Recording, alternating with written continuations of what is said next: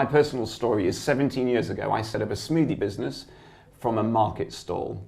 Now that is a business that sells into 18 EU countries. It's an unbelievable opportunity for us as a business, but also it's fantastic for the UK economy, because what's actually happening is we're selling most of the smoothies and juices we make into the EU, but the mass majority of people that we employ, all the jobs we've created are right here in the United Kingdom. So it's basically being part of the EU gives the opportunity to sell over there whilst creating jobs back here, and that's what our economy most needs. The fact that we sold to Coca-Cola, I guess, is further evidence of the opportunity that the EU's presented it to us. We just wouldn't have been interested to a company like that because we wouldn't have had the opportunity to grow.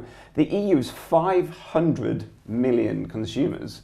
The United Kingdom is 60 million consumers. So where are you going to be able to do your most business? Is it with 500 million customers or 60 million customers? It's an absolutely no-brainer. I mean, we have to understand this. No matter what the other guys say, the idea economically that the country is going to be better by coming at EU is absolutely bonkers. It is the biggest game in town. We get unfettered access to it. The fact that we could somehow do better by muddying the waters, by bringing sand into the relationship, it makes no sense. The facts are, it's the biggest market in the world. It represents where 46% of our exports go. There's no other market, there's no other export zone or country that comes anywhere close to giving the UK the ability to trade like the EU does. But I also want to say, it's not just about the economic benefits. There's a catalogue of benefits being part of the EU. I also want to say, if you look at what it's actually originally to do, it was designed to retain peace and protect human rights. Now, anyone who doesn't like peace and anyone who doesn't like human rights, I think they need to have a good think about what they really believe in too. It is better for the environment, it is better for the safety of this country, it is better for the trading of this country, it is better for the culture of this country.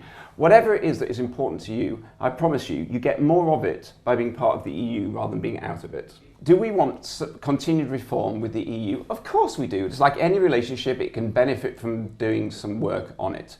If you come out, you get zero opportunity to do any reform whatsoever, but still, if you want to trade with them, you have to comply with all the rules and the regulations that are set. So we stay part of it, we help to shape those, we get it better and better still. In terms of where I think we're going to end out, I have an undying faith in the common sense of the great British public. When we go into our booth that day, we're going to think to ourselves, are we better alone or are we better together? Are we stronger being part of this wonderful big team that gives us a lot of opportunity, or do we want to turn our back on it? It is a choice between a great Britain being part of the EU or a little England if we come out. So I believe the British public are going to vote to stay in.